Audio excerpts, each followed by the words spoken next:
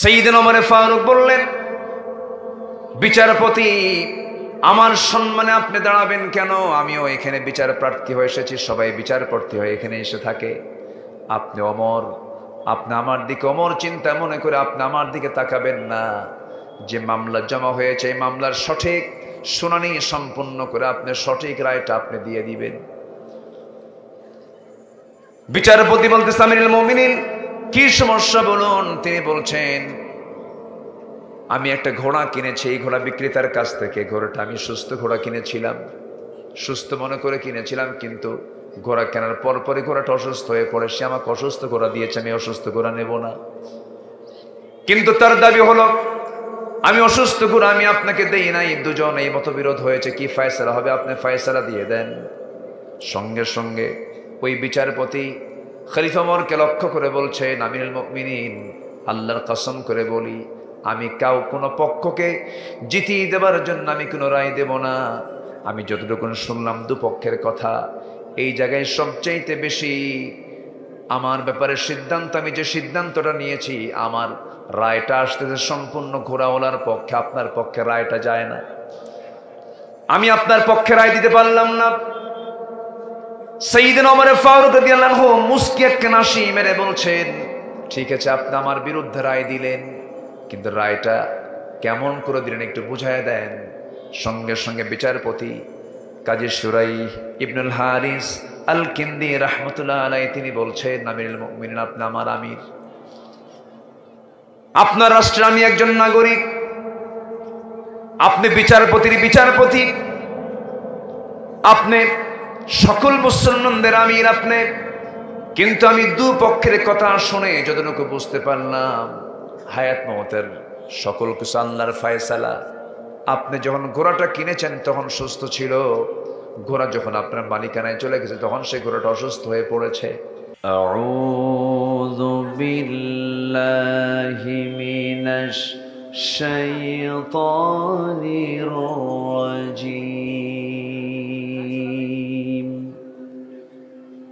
বিসমিল্লাহির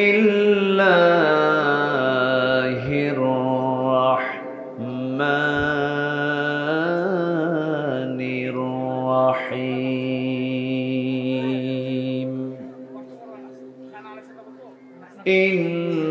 ইন্নাল্লাহা ওয়া মালাইকাতাহু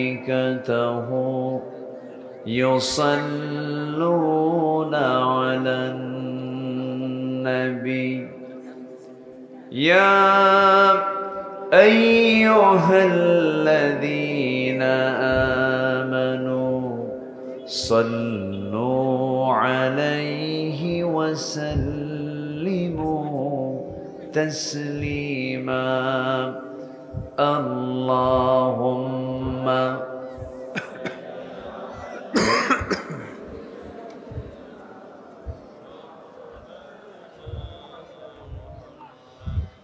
وعلى آله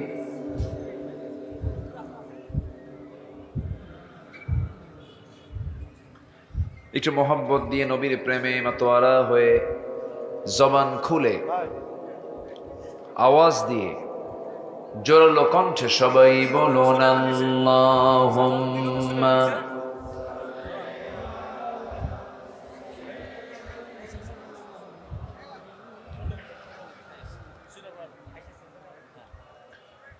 وعلى آل سيدنا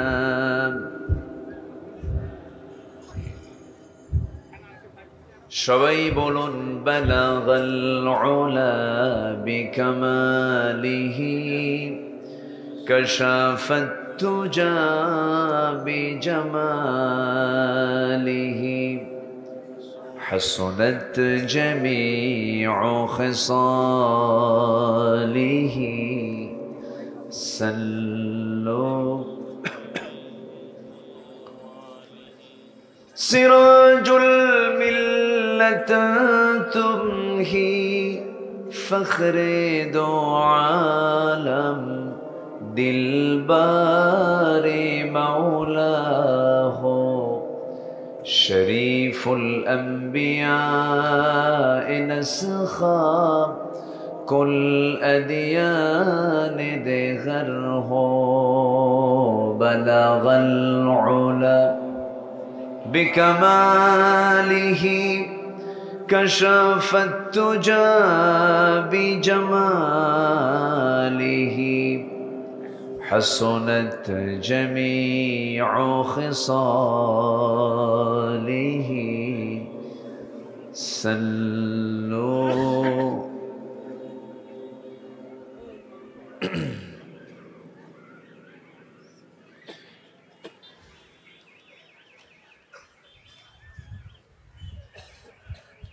প্রাকৃতিক সৌন্দর্যের এক অপরূপ লীলাভূমি, সমতল অঞ্চল, সবুজ বেষ্টিত অঞ্চল, নদীমাতৃক এলাকা, রংপুর অঞ্চলের নীলফামারী জেলার সদর উপজেলার ইটাখোলা উত্তর কানিয়াল খাতা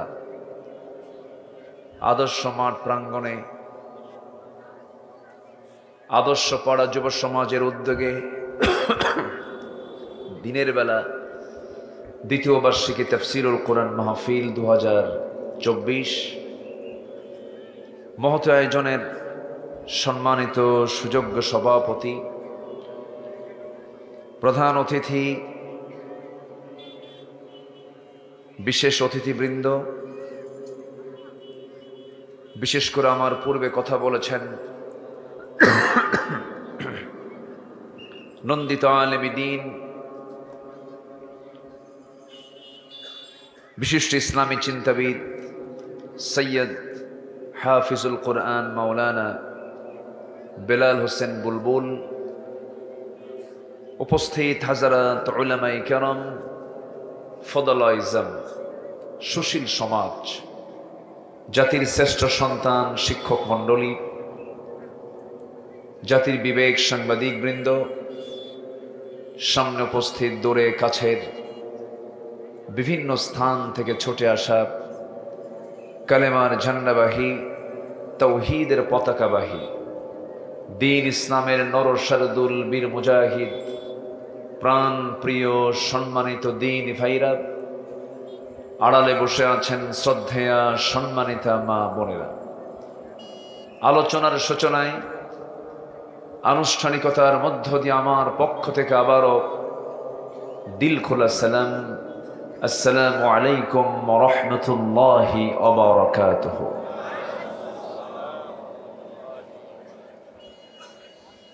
সবাই কেমন আছেন? আমাকেও প্রশ্ন করে ফেলেছেন। আল্লাহ তাআলা আমাকে আপনার মতোই, আপনার কাতারেই, আপনার সাথেই রেখেছেন। বলি আলহামদুলিল্লাহ। আমি এসেছি এখানে প্রায় 1:15টার দিকে। বুঝলাম না কেন তারা দেরি করলেন। আজান হবে খুব অল্প সময়ের মধ্যে। তা আমরা যদি আজকে অবস্থার পরিপ্রেক্ষিতে নামাজটাকে যদি একটু আমরা বিলম্বে নিয়ে যাই, শেষ না শুরুও না, আওসাত মাঝামাঝি সময়ে যদি নিয়ে যাই, এতে কারো কোনো কথা আছে কি? সবাই আমাকে সময় দিতে রাজি আছেন তো? জোরে বলি ইনশাআল্লাহ। জি, মহান রব্বে করিমের মহান শুকরিয়া, অশেষ শুকরিয়া, যিনি আমাকে আপনাকে একটি নিরিবিলি চিন্তামুক্ত স্বাধীন পরিবেশে বসে কোরআন শোনার এমন একটি সুযোগ তৈরি করে দিয়েছেন। কালিমাতুশ শুকর আদায় করি, মুহাব্বাতান জোরালো কণ্ঠে বলে উঠছি আলহামদুলিল্লাহ। আবারও বলছি আলহামদুলিল্লাহ। চিৎকার মেরে বলছি আল্লাহুম্মা লাকা আসলামতু ওয়া বিকা আমানতু ওয়া আলাইকা তাওয়াক্কালতু ওয়া ইলাইকা আনাবতু। সবাই মিলে আল্লাহুম্মা ইন্নী আসআলুকা আল হুদা ওয়াত্তুকা ওয়াল আফাফা ওয়াল গিনা। আমরা আল্লাহ তাআলার শুকর আদায় করে নিলাম। সম্মানিত ভাই সব, এই এলাকার নাম হলো আদর্শ পাড়া, যেখানে আদর্শ পাওয়া যায়। আদর্শের নমুনা পৃথিবীতে একজন ছিলেন আমার আপনার জন্য, যাকে আদর্শের নমুনা করে পাঠানো হয়েছে। তিনি হচ্ছেন মুহাম্মদুর রাসূলুল্লাহ সাল্লাল্লাহু আলাইহি ওয়াসাল্লাম। আদর্শ নিতে চাও, আদর্শ পেতে চাও, এমন একজন ব্যক্তির সামনে গিয়ে তুমি হাজির হয়ে যাও। তার আদর্শকে, তার সকল কর্মকাণ্ড, তার কথা আচরণকে তুমি ফলো করো, তুমি আদর্শ পাড়ার একজন আদর্শ বান্দাই হতে পারবে। কিন্তু আমার দেশে বহু এরকম আদর্শ বহু আছে, কিন্তু গাঁজা খায়। আছে না নেই বলেন? আচ্ছা, নাম রেখেছে আদর্শ। আমরা দোয়া করি কানিয়াল খাতায় আদর্শ পাড়া, এই আদর্শ পাড়াকে আল্লাহ তাআলা প্রকৃত আদর্শ পাড়া হিসেবে কবুল করে নেন। জোরে বলি আমিন। সম্মানিত ভাইয়েরা, মাহফিলে যত লোক বসে আছেন, আমার মনে হয় আশেপাশে বাইরে বিভিন্ন জায়গায় তার চাইতে আমার মনে হয় কোনো অংশে কম না, বাইরেও তারা বিভিন্ন জায়গায় সময়টাকে অপচয় করছে। আমি সবার দৃষ্টি আকর্ষণ করব, কোরআনের মঞ্চে এমন একটি বরকত আল্লাহ তাআলা নাজিল করে থাকেন, এমনও হতে পারে বান্দার জীবনের সকল অপকর্মগুলো আল্লাহ তাআলা সাইয়্যাতকে হাসানাত দিয়ে, ইউবাদদিলুল্লাহু সাইয়্যাতিহিম হাসানাত, আল্লাহ তাআলা গুনাহগুলোকে সওয়াব দিয়ে ভরপুর করে দিতে পারেন। এটা এমন একটি বরকতময় জায়গা। কিন্তু এটা, সম্মানিত ভাইয়েরা, আসুন আমি সেখান থেকে কথা বলতে চাই যেখান থেকে কথা বলাটা জাতির জন্য এই মুহূর্তে খুবই জরুরি। সম্মানিত বন্ধুগণ, আমরা এখানে হাজির হয়েছে, হয়তোবা 5 অগাস্টের এই সিচুয়েশন তৈরি না হলে হয়তো আজকের এই মাহফিলটা হতোই না। কারণ কান টানলে মাথা আসে, নেতার দিকে তাকালে বোঝা যায় এলাকাবাসীর কি অবস্থা। কি কথা কি বুঝতেছেন আপনারা? কথা কি বোঝা যায়? মুখে দাড়ি, সব দাড়ি কিন্তু আল্লাহওয়ালার দাড়ি না। এমনও দাড়িওয়ালা আছে যে দাড়িওয়ালা গুলো দাড়ি রেখে নগ্ন মেয়ের নাচের দৃশ্য দেখে। কথা বোঝা যায়?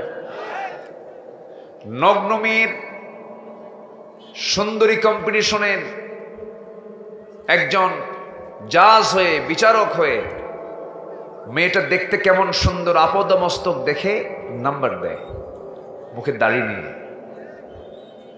এরকম দাড়িওয়ালা, লেবাসধারী, চমকপ্রদ কিছু কিছু কথা বলে ভাবায় যে আমি বিশাল বড় বুজুর্গ। আজকে তারা কোথায়? আজকে এই মুনাফিক গুলো কোথায়? সম্মানিত ভাইয়েরা, সম্মানিত বন্ধুগণ, ধর্মের ব্যবসা নাকি আমরা করি। 16 বছর গালি দিয়েছে আমরা নাকি রাজাকার। কই, আমরা তো পাকিস্তান কোনোদিন চিনিও না, যাইও নাই।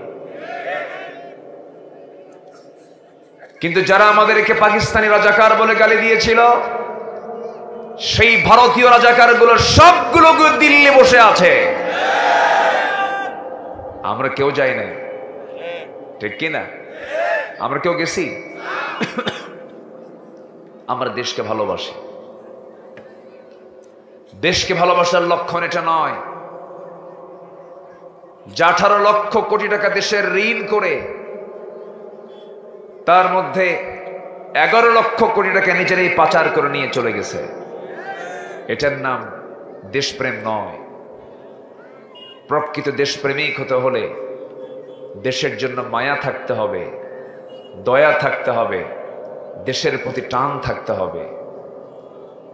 সম্মানিত ভাইয়েরা, সম্মানিত বন্ধুগণ, ধর্মের ব্যবসা তারাই করেন গ্রেফতার থেকে বাঁচার জন্য যারা দাড়ি কেটে অন্য সুরত ধারণ করেন। ঠিক কিনা? আমরা দাড়ি রাখছি কারোর জন্য না, দাড়ি রেখেছি মুহাম্মদ সাল্লাল্লাহু আলাইহি ওয়াসাল্লামের জন্য আমরা দাড়ি রেখেছি। লজ্জায় মাথা নিচু হয়ে যায়, একটা দেশের শীর্ষস্থানীয় ধনী, এটা গ্রুপের মালিক, কি সুন্দর তার সাদা দাড়ি কেটে ফেলছে, মাথার চুলটাও সাদা, তা আবার কালো বানাইছে, পাঞ্জাবিটা খুলে নিয়ে গেঞ্জি পরছে, পায়জামা খুলে লুঙ্গি পরছে। মানে ওনার লক্ষ্য হলো আমাকে যেন সবাই তরকারিওয়ালা মনে করে। বোঝেন নাই? কিওয়ালা? হ্যাঁ, সবজিওয়ালা। বন্ধুকে নিয়ে নৌকায় চড়ছে, নৌকার ভেড়ে নাই, কোস্টগার্ড এসে সরাসরি আইনমন্ত্রীকে ধরে ফেলছে, বলতেছে স্যার চলেন, আপনাকে গ্রেফতারের নির্দেশ এসেছে, আপনাকে নিয়ে চলে যেতে হবে। আইনমন্ত্রী বলে আমার একা নিয়ে যাও কেন, আমি কি একা আসছি এই জায়গায়? ভালো করে দেখতে পারো না আশেপাশে আরো লোক আছে? স্যার কই কই যে দেখা যায় কেন? না, আমাদের তো কমন পড়তেছে না। লোকটা কে? ভালো করে দেখো, ওটাই দরবেশ। ওটা কে? দরবেশ।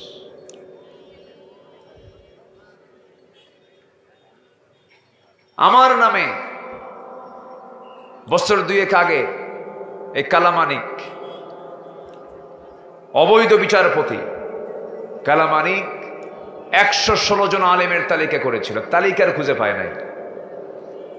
দেশের দুর্নীতি করার কোনো লোক খুঁজে পায় নাই। 116 জন আলেমের তালিকা করেছিল, এর মধ্যে আমার নামটা ঢুকিয়েছিল। মানিক কোথায়? মানিক পালাতে পারেনি, ইঁদুরের গর্তও খুঁজে পায়নি। শেষমেশ সিলেটবাসী তাকে উত্তম মাধ্যম দিয়ে বিসি একটা আউট করে দিছে। ঠিক কিনা? এই সম্মানিত ভাইয়েরা, সম্মানিত বন্ধুগণ, এই দুনিয়ার কারো দাপট, কারো নেতৃত্ব, কারো ক্ষমতা চিরস্থায়ী নয়। এটা কার কথা? আসতে বলবেন না, কার কথা? রাজত্ব মূলত কার? একমাত্র ক্ষমতা কার হতে পারে? আল্লাহ। আল্লাহ রাব্বুল আলামিন বলেন তাবারাকাল্লাযী বিয়াদিহিল মুলকু ওয়া হুয়া আলা কুল্লি শাইইন কাদির। আর এই জায়গায় বলছেন তাবারাকাল্লাযী নাযালাল ফুরকানা আলা আবদিহি লিয়াকুনা লিল আলামিনা নাযীরা। জোরে বলুন আল্লাহু আকবার। তাবারাকাল্লাযী জাআলা ফিস সামাই বুরুজান ওয়া জাআলা ফিহা সিরাজান ওয়া কমারান মুনীরা। জোরে বলুন আল্লাহু আকবার। গোটা পৃথিবীর সকল মালিকানা একমাত্র কার হাতে? আসতে বলবেন না, কার হাতে? যা কিছু ক্ষমতা মানুষ পায় চিরস্থায়ী না, ক্ষণিকের, কিছু সময় পায়, এরপরে থাকে না।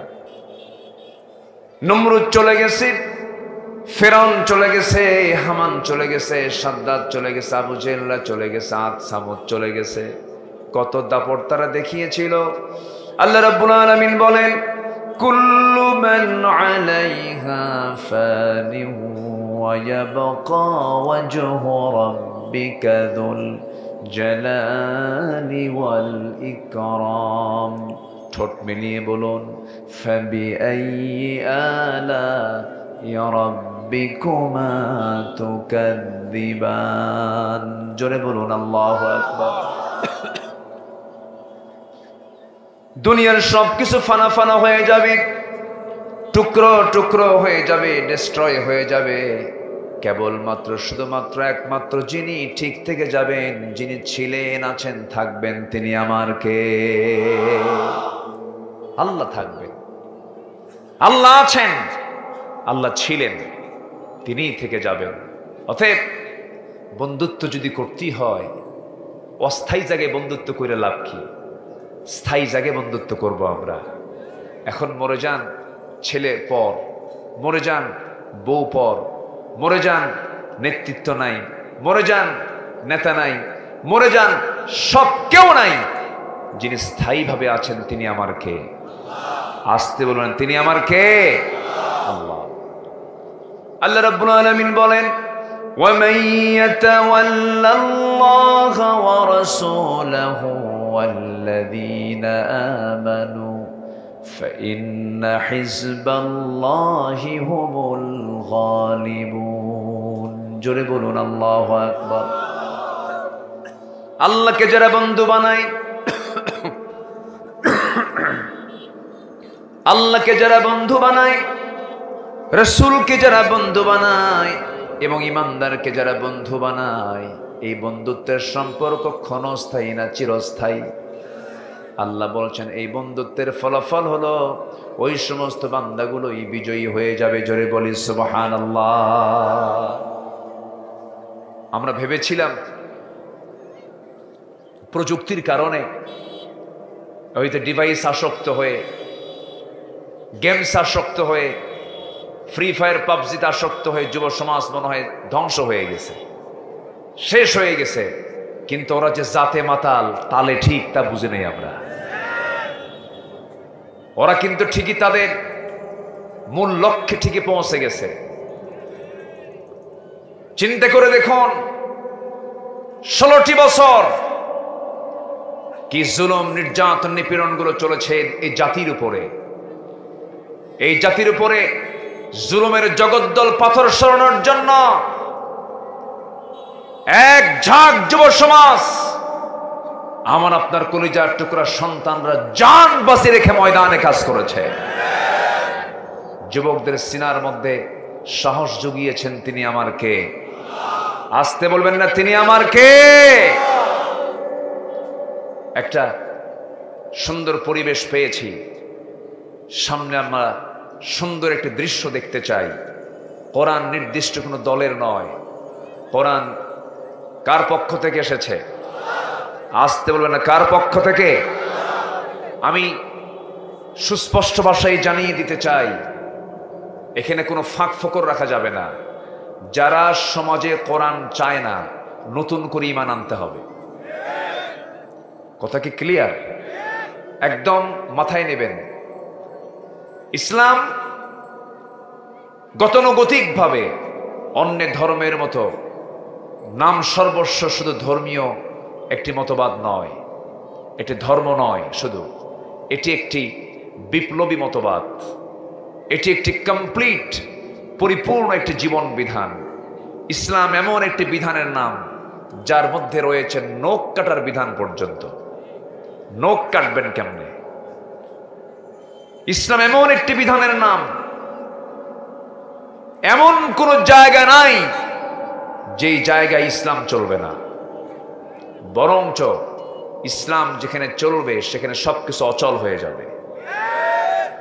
সুতরাং মুসলিম, অ্যাজ এ মুসলিম, যারা ইসলাম চেতনায় যারা বিশ্বাসী, সবার কাছে আমার উদাত্ত আহ্বান থাকবে এটাই যে আকাশ যেমন আল্লাহর নিয়মে চলে, বাতাস যেমন আল্লাহর নিয়মে চলে, সূর্য যেমন আল্লাহর নিয়মে চলে, চন্দ্র যেমন আল্লাহর নিয়মে চলে, আমার মাথা থেকে পা পর্যন্ত রক্ত প্রবাহ প্রত্যেকটা অঙ্গ প্রত্যঙ্গ যেমন আল্লাহর নিয়ম মাফিক চলে, ঠিক তেমনি জমিনের প্রত্যেকটি অঙ্গনে অঙ্গনে আমরা আল্লাহর বিধান অনুযায়ী সমাজ, দেশ, রাষ্ট্র আমরা দেখতে চাই। দেখতে চান কারা কারা? হাত উঁচু করে দেখেন মুসলমান।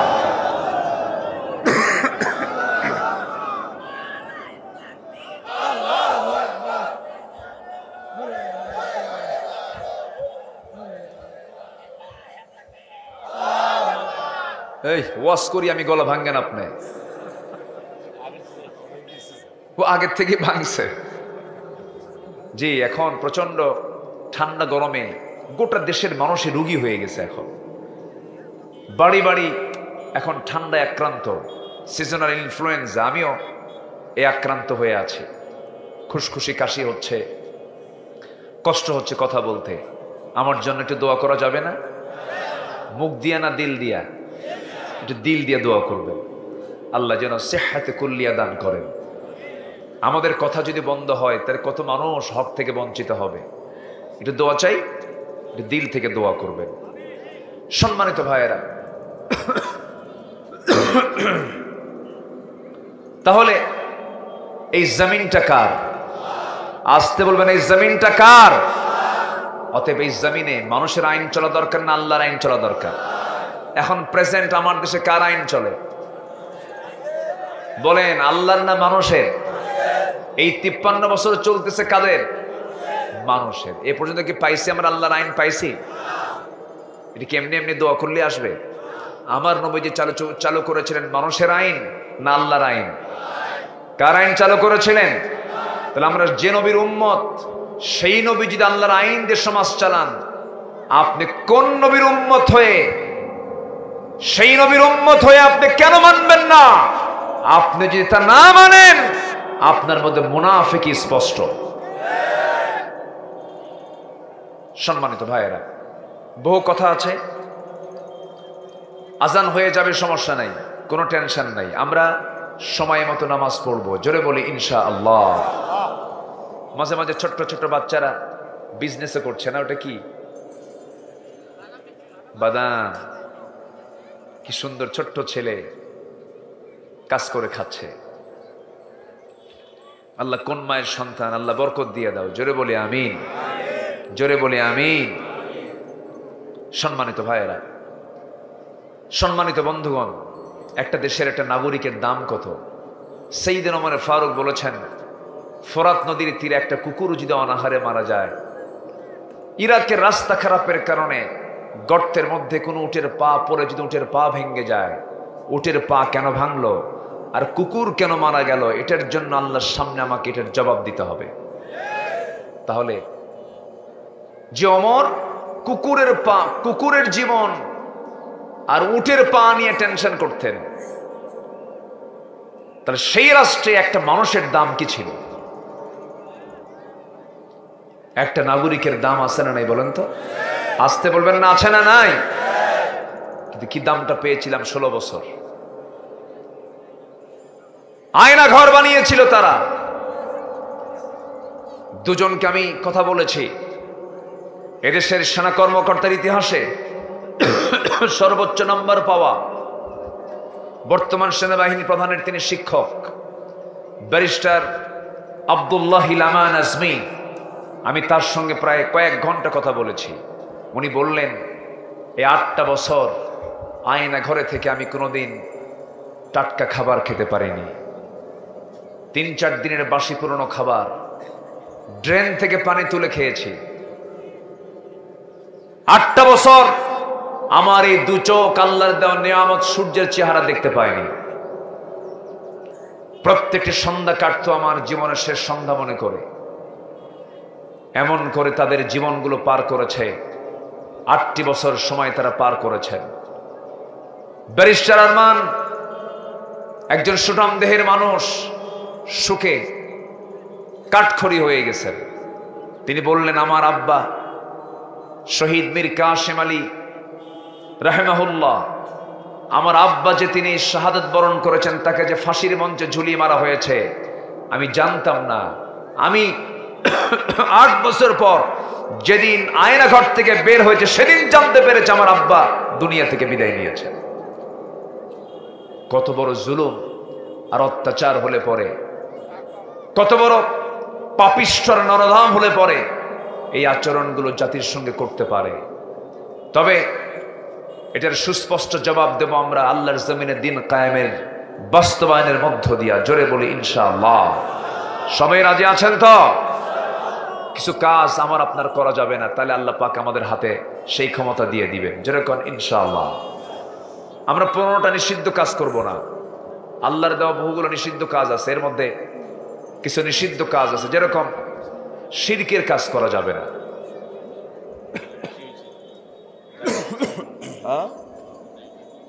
মা বোনদের ভিতরে পর্যাপ্ত মহিলা হয়েছেন।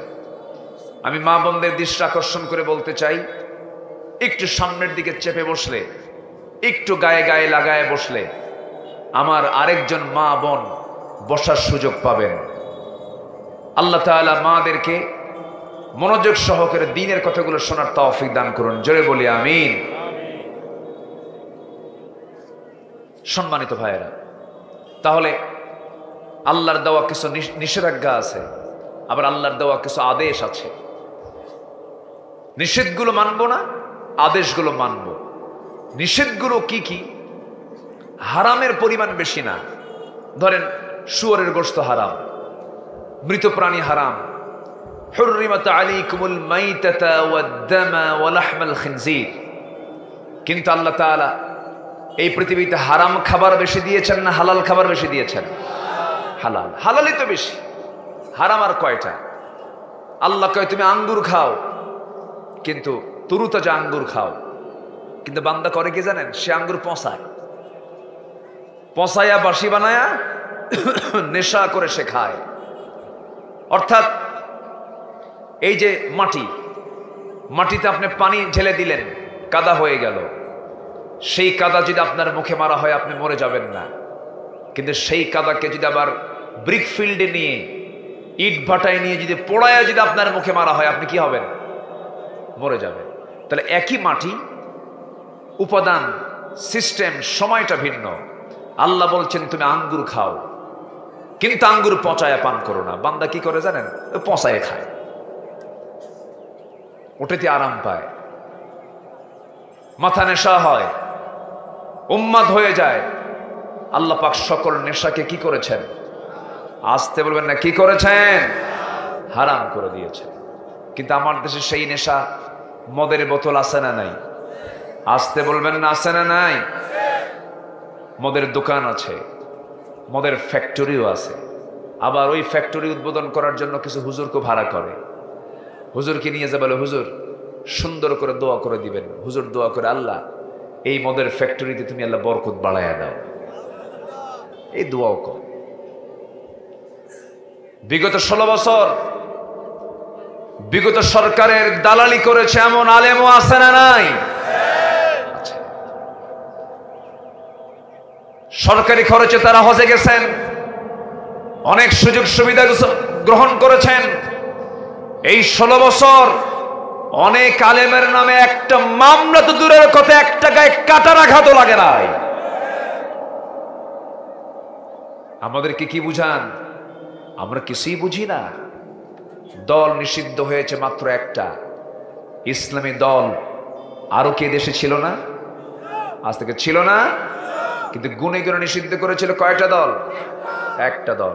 51টা ইসলামী দল আছে আমার দেশে, বিভিন্ন দলে ভাগ হয়ে 51টা। এর মধ্যে একটা দলকে নির্দিষ্ট করেছিল। হয়তো আমি আপনি হক না চিনলেও বাতিল কিন্তু ঠিকই হক চেনে। ওরা জানে কোনটা হক। বাতিলের বন্দুকের নল যেদিকে তাকানো থাকে সেটাই হচ্ছে একমাত্র হক দল। বুঝে নেন, আকলমন্দ ইশারা বাসাত। সচেতন ব্যক্তির জন্য কিছু লাগে না, ইঙ্গিতটাই যথেষ্ট। আমার বন্ধুগণ, কোনো হারাম কাজে যাওয়া যাবে না, কোনো নিষিদ্ধ কাজে যাওয়া যাবে না। হারামকে আমরা বর্জন করব। এর মধ্যে 1 নাম্বার হলো শিরকের কাজে আমরা যাব না। আমাদের দেশে শিরকের কাজ আছে না নাই? আসতে বলবেন না, আছে না নাই? যেমন বাচ্চা হয় না, সন্তান হয় না, চলে যায় মাজারে মাজারে ছাগল জব করে নিয়া। এগুলো আছে নাকি এলাকায় জানি না, আছে নাকি? আচ্ছা, কবরে পেলে পরে কবরে সেজদা দিয়ে দেয়। পীর সাহেবকে পাইলে পরে পীর সাহেবকে বিশাল বড় মনে করে পীর সাহেবের পা পর্যন্ত সেজদা দিয়ে দেয়। সম্পূর্ণ হারাম এগুলো। আমার নবীজি যদি সেজদা গ্রহণ করতেন এমন একটা হাদিস আমরা পেতাম, কিন্তু রাসূল কারো সেজদা গ্রহণ করেছেন এমন কোন হাদিসকে আমরা পেয়েছি নাকি? এমন কোন হাদিস আমরা পাই নাই। বরং আমরা লক্ষ্য করে দেখেছি আমার নবীজি মক্কায় যখন তার বন্ধ হয়ে গেল, মক্কার মানুষ, মক্কার কুরাইশরা যখন তাকে হত্যার পরিকল্পনা করলো, বিভিন্ন ষড়যন্ত্র করতে লাগলো, সাহাবা কেরামকে মেরে মেরে দুনিয়া থেকে বিদায় করতে লাগলো, নবীজির দাওয়াতি কাজ যখন বন্ধ হয়ে গেল, আমার নবীজি করলেন কি? সেই মুহূর্তে সিদ্ধান্ত নিলেন দাওয়াতি কাজ তো বন্ধ করা যাবে না। তিনি তায়েফটাকে মাথায় নিলেন। তায়েফ ছিল তার পরিচিত জায়গা, বাল্য স্মৃতির জায়গা। ওই তায়েফ দিয়ে হেঁটে হেঁটে আমার নবীজি বনু সাদে গিয়ে মা হালিমার ঘরে 5 বছর তিনি মানুষ হয়েছিলেন। সেই তায়েফের ময়দানে কালিমার দাওয়াত দিতে গিয়ে আমার নবীজি ফুল পেয়েছেন না পাথর পেয়েছেন? কি পেয়েছেন? পাথর পেয়েছেন। আমার নবীজি কালিমার দাওয়াত দিতে গেলেন, উচ্ছৃঙ্খলাতি পাতি নেতাগুলো তার পিছনে উচ্ছৃঙ্খল যুবকদেরকে লালিয়ে দিল, রাসূলকে রক্তাক্ত করে ফেলে দিল। মাথা রক্তগুলো গড়তে গড়তে পায়ের তলা পর্যন্ত পৌঁছে গেল। পায়ের তলার জুতার সাথে পায়ের তলার জুতার জমাট বেঁধে গেল। নবীজি মুখ থুবড়ে পড়ে গেলেন। জিবরিল আমিন এসে বলছেন, ইয়া রাসূলুল্লাহ, যে তায়েফের মানুষ কালিমার দাওয়াতে বাধা দিয়ে আপনাকে রক্তাক্ত করে জমিনে রক্তাক্ত করে ফেলে দিল, আপনি আমাদের জন্য, আপনি শুধু আপনার জন্য আপনি কি দোয়া করতে চান আপনি আমাদেরকে বলুন। আল্লাহর পক্ষ থেকে এসেছি, আজকে আপনি যা বলবেন তাই হয়ে যাবে। ফেরেশতাকুল অস্থির হয়ে গেছে। আপনি আজকে যদি বলেন তায়েফবাসীকে 2 দিকের পাহাড় দিয়া চাপা দিয়া দুনিয়া থেকে বিদায় করে দিতে হবে, আমরা তার রাজি আছি। রাসূল বলছেন, ভাই জিবরাইল, ওরা তো না বুঝে আমাকে মেরেছে, চিনতে পারে নাই, বুঝতে পারে নাই। আমি ওদের সকল বেয়াদবিগুলো, উচ্ছৃঙ্খলাগুলো আমি রাসূল মাফ করে দিলাম। নবীজি করলেন কি? সেই জায়গা থেকে রক্তাক্ত দেহ নিয়ে আস্তে করে বের হলেন। বের হতে নিয়ে সামনে 3 দিন 3 রাত খাওয়া নাই, পেটে তার কোনো খাবার যায় নাই। সামনে চলতে নিয়ে দেখেন একটা সুন্দর আঙ্গুর বাগান, আঙ্গুর বাগানের মধ্যে গিয়ে দৌড় মেরে ঢুকে পড়লেন, চিত হয়ে পড়ে গেলেন। নবীজির হাত আর চলে না, পার চলে না। 3 দিন 3 রাত তার পেটে কোনো খাবার যায় না, পা হাত কেমন করে চলবে? আমার নবীজি সেই সময় চিত হয়ে পড়ে গেলেন, আর উঠতে পারতেছেন না। ওই আঙ্গুর বাগানের একজন কেয়ারটেকার রাসূলকে দেখতে পেয়ে কাছাকাছি চলে আসছে। নবীজির সুন্দর চেহারার দিকে তাকায় মনে মনে চিন্তা করতেছে, জীবনে অনেক সুন্দর মানুষ দেখেছি, এমন সুন্দর মানুষ তো চোখে পড়ে নাই, পছন্দ হয়ে গেছে। এক পর্যায়ে কেয়ারটেকার আমার নবীকে লক্ষ্য করে বলছে, যুবক, তুমি তো মরে যাবে, যে পরিমাণ রক্ত ঝরছে, তোমাকে কিছু খাওয়ানো দরকার। দয়া হলো, মায়া হলো, 1 গ্লাস আঙ্গুরের রস, আঙ্গুর গাছ থেকে আঙ্গুর হাতের মধ্যে নিয়ে চিপে চিপে চিপে চিপে মোটে 1 গ্লাস আঙ্গুরের রস আমার নবীর হাতে তুলে দেওয়া হলো। রাসূলকে বলা হলো, ইয়া রাসূলুল্লাহ, আপনি আঙ্গুরের রসগুলো পান করুন। যুবক তো রাসূলকে চিনতে পারে নাই। রাসূল বিসমিল্লাহ বলে আঙ্গুরের রসটা পান করলেন। পান করে একটা মুচকি হাসি মারলেন। মুচকি হাসি মেরে যুবকের দিকে তাকায়া, চিরাচরিত তার স্বভাব ছিল, তিনি মুচকি হাসি মারতেন সব সময়ের জন্য। মুচকি একটা হাসি মেরে বললেন, যুবক, তোমার নাম তো আদ্দাস। যুবক আশ্চর্য হয়ে গেছি, আমার নামটা এই লোকটাকে কে বললো, কেমন করে জানলো লোকটা, আমার তো বুঝে আসে না। কিছুক্ষণ পরে রাসূল বলছেন, আদ্দাস, তুমি কি চিন্তা করো? তুমি কি চিন্তা করতেছ? তোমার গ্রামের বাড়ির নামটা কি তাও আমি জানি। তুমি নিনোয়া নামক গ্রামে তোমার জন্ম হয়েছে।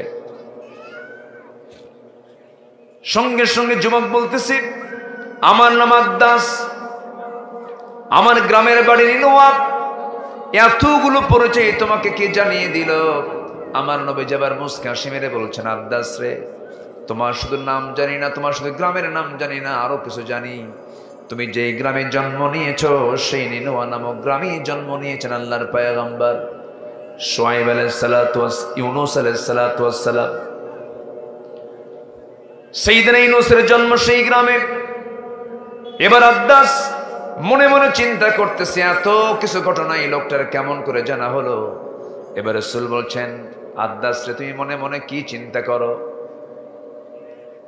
কি চিন্তা করতেছো? এবার বলতে, আপনি নবীর খবর জানলেন কেমনে? আমার নবীজি বলছেন, আদ্দাস, একজন নবীর কাছে তার একজন নবীর খবর থাকতেই পারে। এটা জোরে বলি সুবহানাল্লাহ। মুজিজা প্রকাশ পেয়ে গেল। আদ্দাসের বুঝতে দেরি হলো না যে উদ্দেশ্যে আমি এই ঘটনাটা টান দিয়েছি, উদ্দেশ্যটার মূল পয়েন্ট এই জায়গায়। আমার নবীজি যখন বলে ফেললেন, সঙ্গে সঙ্গে আদ্দাস করলো কি, সে ছিল খ্রিস্টান। কি ছিল? খ্রিস্টান ছিল। খ্রিস্টানি কায়দায় দুইটা হাত নিয়ে আমার নবীর পায়ের কাছে চলে গেছে, রাসূলকে সেজদা দিয়ে ধন্য করবে। দুইটা হাত নিয়ে নবীজির দুই পায়ের কাছে নিয়ে চলে গিয়ে রাসূলকে সেজদা দিয়ে ধন্য করবে। আমার রাসূল সেজদা গ্রহণ করলেন না। চট করে দুইটা হাত দিয়ে তার দুইটা হাত শক্ত করে ধরলেন, বুকের সঙ্গে বুক লাগায় বলছেন, আদ্দাস, তুমিও বান্দা আমিও বান্দা, তুমি আল্লাহর বান্দা আমিও আল্লাহর বান্দা। বান্দা হয়ে বান্দাকে কখনো সেজদা দেওয়া যাবে না। এই কথা বলার সঙ্গে সঙ্গে আদ্দাস আমার নবীর হাতে হাত রেখে বলতেছে, আপনি যে আল্লাহর নবী, কোনো সন্দেহ না, আমাকে পড়িয়ে দেন। আশহাদু আল্লা ইলাহা ইল্লাল্লাহু ওয়াহদাহু লা শারীকা লাহু ওয়া আশহাদু আন্না মুহাম্মাদান আবদুহু ওয়া রাসূলুহু। জিকির করি লা ইলাহা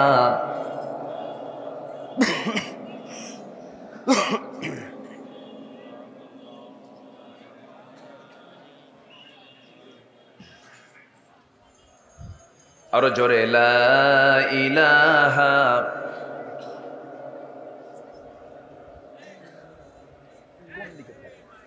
আরো জোরে, লা ইলাহা, আওয়াজ বাড়ান, লা ইলাহা ইল্লাল্লাহ সুবহানাল্লাহ ওয়ালহামদুলিল্লাহ লা ইলাহা ইল্লাল্লাহ মুহাম্মাদুর রাসূলুল্লাহ সাল্লাল্লাহু আলাইহি ওয়াসাল্লাম। আমার বন্ধুগণ, এই মস্তক কারোর সামনে সঁপিয়ে দেওয়া যাবে? যাবে?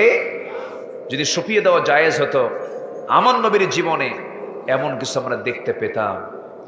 এমনকি আমার নবীর কবরে আল্লাহ তাআলা আমাকে অসংখ্যবার নিয়েছেন, গিয়েছি, জিয়ারা করেছি, একটা বারও দেখলাম না আমার নবীর কবরে কেউ ফুল নিয়ে ফুল জমা দিয়েছে। যদি কোনো কবরে ফুল দেওয়া যদি জায়েজই হতো, গোটা পৃথিবীর সব ফুল গিয়ে আমার নবীর কবরে গিয়ে জমা হতো। তুমি কোন ছাতা মাতা তোমার কবরে ফুল লাগে? আমাদের কোনো ফুলের প্রয়োজন নাই। আমরা ওইরকম শিরকির কাজে আমরা যেতে চাই না, ঠিক কিনা বলেন? আসতে বলবেন না, জোরে বলুন ঠিক কিনা। শিরকের ধারে পাশে আমরা যাব না। যে নেতা আপনাকে শিরকের দিকে ডাকবে, যে নেতা আপনাকে দুনিয়ার আইনের দিকে ডাকবে, যে দলের দলীয় সভায় নামাজ লাগে না, জনসভায় নামাজের জন্য নেতাও ডাকে না, কর্মীও ডাকে না, যে নেতৃত্বে নামাজের কোনো ইঙ্গিত নাই, সেই নেতৃত্বের মুখে আমরা জুতা মারি, থুতু মারি। রাজি আছেন কারা কারা? হাত উঁচু করে দেখা।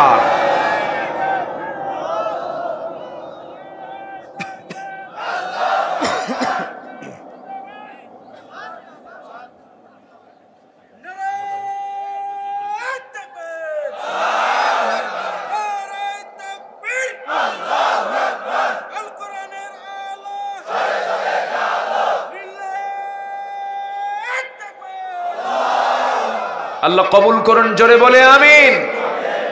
এই মুক্ত মঞ্চে স্লোগান দিতে দেয়নি 16 বছর। স্লোগান দিলেই বলতে এটা জঙ্গিবাদের স্লোগান।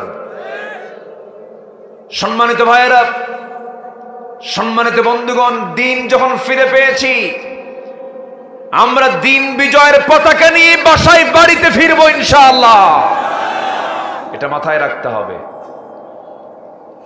সম্মানিত বন্ধুগণ, তাহলে 15টা নিষেধাজ্ঞা আল্লাহর, এর মধ্যে 1 নাম্বার শিখে নিলাম, শিরকের কাজে আমরা কেউ যাব।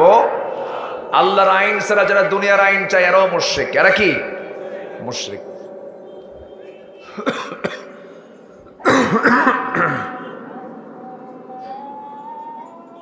কি ব্যাপার, এত কাছে আজান দিল, উনি খেয়াল করবেন না? আচ্ছা, যে কোনো একজন আজানের জবাব নিয়ে নেন, জবাব দেন। নাম্বার 2 হলো অবিচার করা, হালাল না হারাম? অবিচার করা হালাল না হারাম? হারাম। আমার দেশে বিগত 16 বছর বিচার হয়েছে না অবিচার হয়েছে?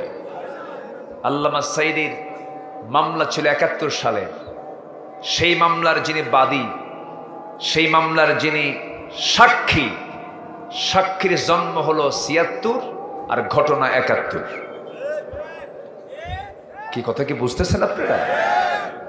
সুখরঞ্জন বালির সাথে আমি গত 18 অগস্ট সুখরঞ্জন বালির সাথে আমি প্রায় ঘন্টাখানেক কথা বলেছি। যে আল্লামা সাইদির 1 নম্বর সাক্ষী ছিল, তার বিরুদ্ধে সাক্ষী দেওয়ার জন্য তাকে ডাকা হয়েছিল। উনি কোর্টে গিয়ে তার পক্ষে সাক্ষী দিয়েছে। একটা হিন্দু মানুষ, একটা হিন্দু ভদ্রলোক। আমি তাকে বলেছি যে দাদা বাবু, আপনার ইমানের যে জোর, আপনার বিশ্বাসের যে জোর, আপনার যে সততা, শুধু একটাবার কালেমা পড়বেন, জান্নাত পেতে আপনার বেশি বেগ পেতে হবে না। আমি তাকে কালেমার দাওয়াত দিছি। সম্মানিত ভাইয়েরা, বিচার করব আমরা ব্যাঠিক না সঠিক, ব্যাঠিক না সঠিক? সঠিক বিচার। ইয়াদিলু হুয়া আকরাবু লিত্তাকওয়া ওয়ালা তাত্তাবিউল হাওয়া আন তা'দিলু। সঠিক বিচার তোমরা করো, প্রবৃত্তির ইত্তেবা করবে না, মন যা চায় তা করবে না, বিচার যা হয় তাই তুমি করবে, ঠিক কি না? এটা কার কথা? আসতে বলবেন না, কার কথা? আল্লাহর কথা। আল্লাহ রাব্বুল আলামিন বলেন, ইয়া আইয়ুহাল্লাযীনা আমানু আমানু তাকুল্লাহ আমানু ইয়া আইয়ুহাল্লাযীনা আমানু। আল্লাহ রাব্বুল আলামিন ইমানদারদেরকে ডাক দিয়ে বলছেন, আনতু আদ্দুল আমানাতি ইলা আহলিহা ওয়া ইযা হাকামতুম বাইনান নাসি আন তাহকুমু বিল আদল ইন্নাল্লাহা নি'মা ইয়া'iযুকুম বিহ। জোরে বলুন আল্লাহু আকবার। তোমরা আমানতটাকে পূর্ণ করো এবং যখন তোমরা বিচার কার্য করতে যাবে সেই সময় তোমরা সঠিক বিচার করবে। আর সঠিক যে বিচার করে সেই হলো প্রকৃত মুত্তাকি। সঠিক বিচার তোমরা করবে। আমার বন্ধুগণ, আমার নবীর সময় কোন একজন মহিলা চুরি করে ধরা পড়েছিল। ওই মহিলা ছিল সম্ভ্রান্ত পরিবারের একজন মহিলা, সামাজিক মর্যাদা ছিল, চুরি করে ধরা পড়ে গেছে। রাসূল বললেন, কোনো কথা নাই, তার হাত কেটে দাও। সেই মহিলার আত্মীয় স্বজন এসে ওমরে ফারুকের বাড়ি ঘর তারা ভারী করে ফেলেছে। বলতেছে, ওমর, তোমার কথা অন্তত রাসূল শুনবেন, এই মহিলার শাস্তিটা লঘু করা যায় কেমন করে? সাইয়েদনা ওমর ফারুক রাদিয়াল্লাহু আনহু নবীর সামনে এসে বলছেন, আমিরুল মুমিনিন ইয়া রাসূলুল্লাহ, আমি ওমর আপনার কাছে এসেছি। সম্ভ্রান্ত পরিবারের একজন মহিলা চুরি করে ধরা পড়েছে, দেখুন তো তার জন্য শাস্তি লঘু করা যায় নাকি? আমার নবীজির চেহারা রক্তিম আকার ধারণ করলো। রাসূল ক্ষেপে গিয়ে রেগে গিয়ে বলছে, ওরে ওমর, তোমার দারাজ কণ্ঠ কোথায় গেল? তোমার সেই তেজোদ্দীপ্ত হৃদয় কোথায় গেল? তুমি যে নারীর জন্য সুপারিশ করতে এসেছ, সেই সম্ভ্রান্ত পরিবারের মেয়ে ফাতিমা চুরি না করে যদি আমার কলেজার টুকরা মেয়ে ফাতিমা বিনতে মুহাম্মদ চুরি করে ধরা পড়তো, আমি রাসূল সবার চোখের সামনে আমি বাপ হয়ে আমার মেয়ের হাতটা কেটে দিতাম। আইন সবার জন্য, আসতে বলে, আইন সবার জন্য সমান। সাইয়েদনা ওমর ফারুক রাদিয়াল্লাহু তাআলা আনহু ঘোড়া কিনতে গেছেন বাজারে। ঘোড়া বিক্রেতার কাছ থেকে দরদাম ঠিক করে ঘোড়া কিনলেন। ঘোড়া কিনে নিয়ে টাকাও বুঝাইয়া দিলেন। কেনা ঘোড়ার উপরে তিনি একটু উঠলেন, ঘোড়াটা দাবড়ালেন। কিছুক্ষণ চালাতে না চালাতেই 4-5 কিলোমিটার চলতে নেই হঠাৎ করে ঘোড়ার 4টা পা অকেজো হয়ে গেছে। উনি খেপে গেলেন। খেপে গিয়ে সোজা ঘোড়া বিক্রেতার কাছে গিয়ে বলেন, এই তুমি কি আমার সঙ্গে তামাশা করছো? তুমি আমার সঙ্গে এরকম মজা করতেছ? একটা অসুস্থ ঘোড়া তুমি আমার কাছে কেন বিক্রি করলাম? এই ঘোড়া নেব না, ঘোড়ার ব্যাক নাও, টাকা দাও। ঘোড়া বিক্রেতা বলতেছে, আল্লাহি, আল্লাহর কসম করে বলে আমিরুল মুমিনিন, আমি আপনাকে অসুস্থ ঘোড়া দেইনি। আমার মালিকানায় ঘোড়াটা সুস্থই ছিল। আপনার মালিকানায় যাওয়ার পর অসুস্থ হয়ে পড়েছে, লেনদেন হয়ে গেছে। আমি আপনার এই আমার বিক্রিত ঘোড়াটা আমি কিনতে পারবো না, আমি ফেরত নিতে পারবো না। ওমর ফারুক রাদিয়াল্লাহু তাআলা খেপে গেলেন, রেগে গেলেন। এক পর্যায়ে বলেই ফেলেন, না, এই ঘোড়া আমি নেব না, তোমাকে ফেরত নিতেই হবে। শেষমেশ ঘোড়া বিক্রেতা বলছে, আমিরুল মুমিনিন, আমি আপনার বিরুদ্ধে কেমনে যাই, কেমনে কথা বলি? ঠিক আছে, আমারটাও বেঠিক, আমি আপনারটাও সঠিক বলবো না, কিন্তু দুজনের যে এই মতবিরোধ হয়েছে, এটার জন্য আমি আদালতে গিয়ে আপনার বিরুদ্ধে মামলা দেব। যাও, মামলা দাও। মামলা হয়ে গেছে। একজন সাধারণ ঘোড়া বিক্রেতা মামলার বাদী হয়ে কোর্টে হাজির হচ্ছে। একজন খলিফার বিরুদ্ধে সাধারণ একজন ঘোড়া বিক্রেতা কোর্টে গিয়ে মামলা করার অধিকার পাচ্ছে। আল্লাহু আকবার বলবেন না? সাইয়েদনা ওমর ফারুক রাদিয়াল্লাহু তাআলা আনহু তিনিও রাজি হয়ে গেলেন, তিনিও চলে গেলেন, কোর্টের শরণাপন্ন হয়ে গেলেন। ঘোড়া বিক্রেতাও চলে গেছে, খলিফা ওমরও চলে গেছেন। কোর্টের বারান্দা দিয়ে ভিতরে যখন ঢুকতে নিয়েছেন, বিচারপতি, আঞ্চলিক বিচারপতি ওমর ফারুককে চেনা মাত্রই চেয়ার থেকে দাঁড়ায় বলছে, আমিরুল মুমিনিন, আপনি এই আদালত প্রাঙ্গণে কেন, কি হয়েছে আপনার? সাইয়েদনা ওমর ফারুক বললেন, বিচারপতি, আমার সম্মানে আপনি দাঁড়াবেন কেন? আমিও এখানে বিচার প্রার্থী হয়ে এসেছি, সবাই বিচার প্রার্থী হয়ে এখানে এসে থাকে। আপনি ওমর, আপনি আমার দিকে ওমর চিন্তা মনে করে আপনি আমার দিকে তাকাবেন না। যে মামলা জমা হয়েছে, এই মামলার সঠিক শুনানি সম্পন্ন করে আপনি সঠিক রায়টা আপনি দিয়ে দিবেন।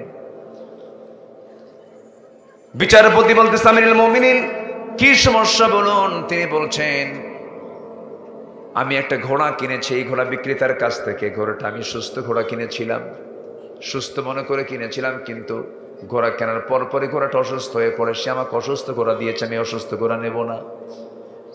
কিন্তু তার দাবি হলো, আমি অসুস্থ ঘোড়া আমি আপনাকে দেই নাই। দুজন এই মতবিরোধ হয়েছে, কি ফয়সালা হবে? আপনি ফয়সালা দিয়ে দেন।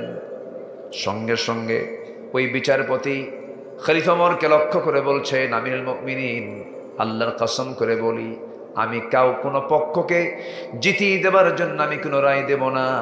আমি যতটুকু শুনলাম দুপক্ষের কথা, এই জায়গায় সবচাইতে বেশি আমার ব্যাপারে সিদ্ধান্ত, আমি যে সিদ্ধান্তটা নিয়েছি, আমার রায়টা আসতেছে সম্পূর্ণ ঘোড়াওয়ালার পক্ষে, আপনার পক্ষে রায়টা যায় না। আমি আপনার পক্ষে রায় দিতে পারলাম না। সাইয়েদনা ওমর ফারুক রাদিয়াল্লাহু আনহু মুস্কি একটা হাসি মেরে বলছেন, ঠিক আছে, আপনি আমার বিরুদ্ধে রায় দিলেন, কিন্তু রায়টা কেমন করে দিলেন একটু বুঝায় দেন। সঙ্গে সঙ্গে বিচারপতি কাজী শুরাই ইবনুল হারিস আল কিন্দি রাহমাতুল্লাহ আলাইহি তিনি বলছেন, আমিরুল মুমিনিন, আপনি আমার আমির, আপনার রাষ্ট্রে আমি একজন নাগরিক, আপনি বিচারপতির বিচারপতি, আপনি সকল মুসলমানদের আমির আপনি। কিন্তু আমি দুপক্ষের কথা শুনে যতটুকু বুঝতে পারলাম, হায়াত মওতের সকল কিছু আল্লাহর ফয়সালা। আপনি যখন ঘোড়াটা কিনেছেন তখন সুস্থ ছিল, ঘোড়া যখন আপনার মালিকানায় চলে গেছে তখন সেই ঘোড়াটা অসুস্থ হয়ে পড়েছে। এই ক্ষেত্রে কোনো ক্রমে আপনি ঘোড়াওয়ালাকে দোষ দিতে পারবেন না।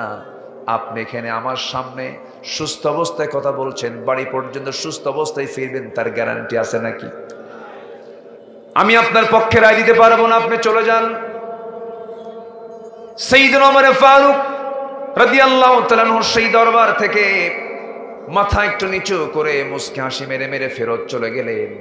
পরের দিন সকালবেলা মজলিসে শুরার বৈঠক চলবে। সমস্ত কেন্দ্রীয় অতিথিরা সব চলে আসছেন, কেন্দ্রীয় নেতৃবৃন্দ সব চলে আসছেন। সকল মন্ত্রী পরিষদের সামনে ওমরে ফারুক রাদিয়াল্লাহু তাআলা বললেন, শোনো, আজকে একটা আশ্চর্য কথা বলবো। কি? একটা বিচারপতি পাইছি যে বিচারপতি ওমরকে না দেখে সত্য দেখে বিচার করে ওমরের বিরুদ্ধে রায় দিয়েছে। সুবহানাল্লাহ বলবেন না? খুব ভালো লেগেছে। সে ওমরকে দেখে নাই। সেই বিচারপতি কি?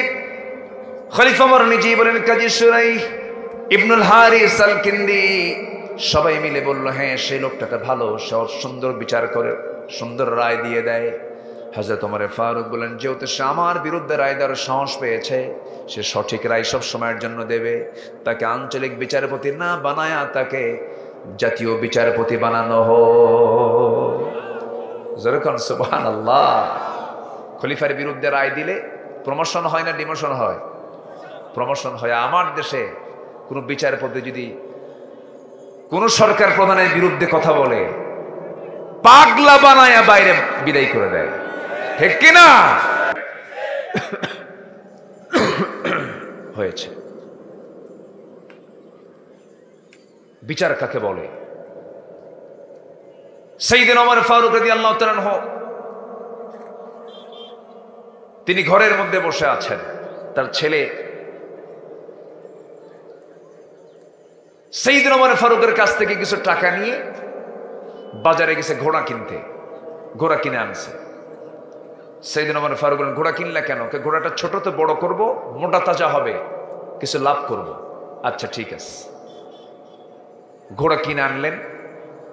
ঘোড়া কিনে এনে ঘোড়ার যে ঘাস, এই ঘাস খাওয়ানো শুরু করেছেন তার ছেলে। হলো রাষ্ট্রের জায়গায় কিছু ঘাস হচ্ছিল, রাষ্ট্রের জায়গার ঘাস তিনি খাওয়াচ্ছিলেন। ওমর ফারুক কিচ্ছু বললেন না। ঘোড়া বিক্রির যেদিন দিন চলে আসলো, সেদিন বলতেছে, আব্বা আজকে ঘোড়াটা বিক্রি করতে যাবো, যাও। কিচ্ছু বললেন না। ঘোড়া বিক্রি হয়ে গেছে।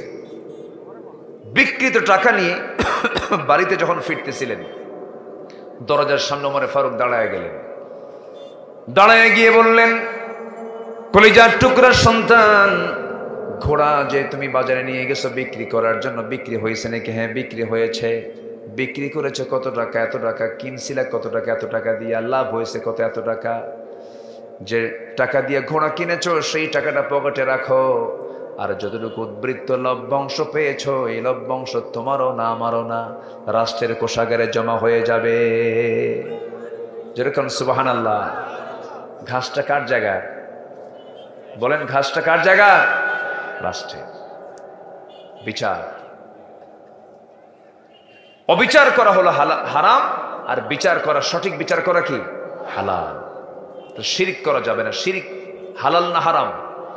অবিচার হালাল না হারাম? হারাম। নাম্বার 3, গীবত করা। নাম্বার 3 কি করা? গীবত করা। গীবত তো নীলফামারী হয় না। আসতে বল, নীলফামারী গীবত হয়?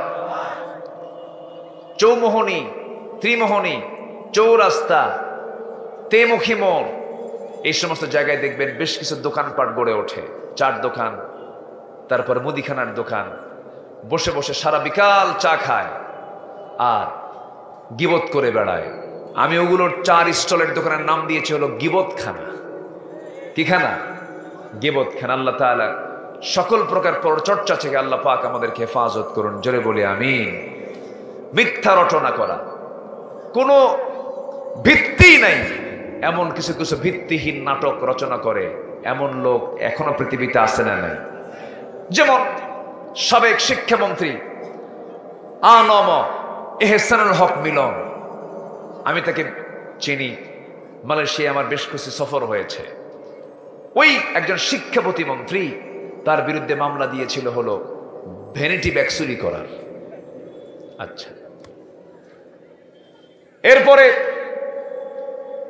এদেশের বর্ষিয়ান একজন রাজনীতিবিদ, বড় একজন আলেম দ্বীন, শাইখুল হাদিস মরহুম আজিজুল হক সাহেবের সুযোগ্য সন্তান আল্লামা মামুনুল হকের বিরুদ্ধে মামলা হয়েছিল হলো গরু চুরির মামলা। কি কথা কি বুঝতেছেন আপনারা? আচ্ছা, তাহলে এগুলো কি সত্য রটনা না মিথ্যা রটনা? মানে সত্য না মিথ্যা না ভিত্তিহীন? ভিত্তিহীন। সম্মানিত ভাইয়েরা, কোনো চিহ্নই নাই এমন জাতীয় উদ্ভট কিছু কিছু যারা হাজির করে, এগুলোকে আল্লাহ পাক সম্পূর্ণ নিষিদ্ধ করেছেন। যারা এগুলো করবে আল্লাহ তাআলা তাদেরকে মিথ্যাবাদীর খেতাব দিয়ে বলেছেন এরা জাহান্নামী। এরা কি? জাহান্নামী। সম্মানিত ভাইয়েরা, এমনই একটা ঘটনা ঘটিয়েছিল মুনাফিকরা আমার নবীর সময়। আমার নবীর একজন স্ত্রী ছিলেন, একমাত্র স্ত্রী যিনি কুমারী ছিলেন, যাকে আমার রাসূল 9 বছরে বিয়ে করে 13 বছরের নববধূ করে বাড়িতে তুলেছিলেন, যিনি ছিলেন 6 থেকে 7 লক্ষ হাদিসের হাফেজা। এত দামি নারী ছিলেন যে আল্লাহ নিজে তাকে বিয়ে করার জন্য রাসূলকে অর্ডার দিয়েছেন। আল্লাহু আকবার বলেন। তাহলে আমার রাসূল যা বিয়ে করেছেন কারো অর্ডারে? কারো অর্ডারে? আল্লাহর অর্ডারে।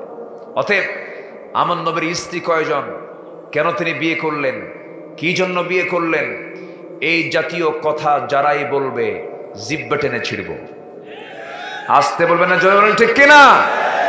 ওরা যেমন 16 বছর আমাদের নামের তালিকা করেছে, এখন আমাদের সময় হয়েছে ওই সমস্ত নাস্তিক মুরতাদদের তালিকা করা, ওই সমস্ত কুলাঙ্গার চরিত্রহীনদের তালিকা করা, যারা জাহাঙ্গীরনগর ইউনিভার্সিটির মতো একটা পবিত্র অঙ্গনকে কলঙ্কিত করে ধর্ষণের সেঞ্চুরি করে মিষ্টি বিতরণ করেছিল। মানিক না, যে ধর্ষণের সেঞ্চুরি করেছে ওটার নামও মানিক। উচিত এই সমস্ত আত্মস্বীকৃত ধর্ষকদের প্রকাশ্যে ধরে ঝুলায়া মেরে এদের রক্ত মাংস হাড় হাড্ডি কুত্তা বিলাই দিয়ে খাওয়ানো দরকার ছিল। রাজি আছেন কারা কারা? হাত উঁচু করে দেখা।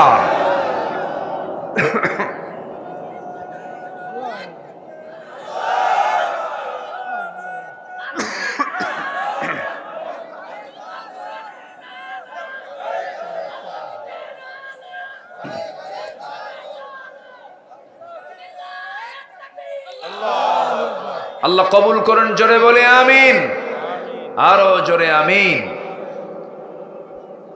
নাম্বার 5, মিথ্যা সাক্ষ্য দেওয়া যাবে না। মিথ্যা সাক্ষী দিলে কোথায় যেতে হবে? আজ থেকে কোথায় যেতে হবে? জাহান্নামে। নাম্বার 6, অন্যায়ভাবে অপরের সম্পত্তি গ্রাস করা যাবে না। লা তাকুলু আমওয়ালাকুম বাইনাকুম বিল বাতিল ইল্লা আন তাকুনা তিজারাতান আন তারাদিন মিনকুম। ব্যবসা ভিন্ন, কিন্তু কারো জায়গা দখল করা যাবে না, কারো সম্পদ দখল করা যাবে না। 5 আগস্টের পরে কিছু অপ্রীতিকর ঘটনা, যেটার সঙ্গে আমারও আমি এটাকে পছন্দ করি না। আপনি বিজয় পেয়েছেন ভালো কথা, কিন্তু অন্যের সম্পদ হজম করার কোন অধিকার আপনার নাই। এটা হারাম, এটা করা যাবে না। আন তারাদিন মিনকুম। নাম্বার 5, পিতামাতা অবাধ্য হওয়া অথবা খারাপ ব্যবহার, এগুলো নিষিদ্ধ, এগুলো হারাম। অনেক লম্বা লম্বা কথা ছিল, আজান হয়েছে আরো আধা ঘন্টা আগে, এই জন্য অনেকে খুব চিন্তায় আছেন, হুজুর নামাজকে আজকে পড়বো না আজকে মাফ হয়ে গেল। এটা অনেকে চিন্তায় আছেন নাকি আপনারা? নামাজ পড়বো আমরা।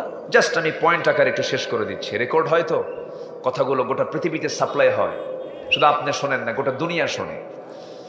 তো নাম্বার 7 হচ্ছে মাতা পিতার যারা অবাধ্য এবং খারাপ ব্যবহার যারা করবে, এগুলো হারাম কাজ। বাপ মাকে ভাত দেয় না এমন লোক তো নীলফামারি নাই। আচ্ছা, মা বড় না বউ বড়?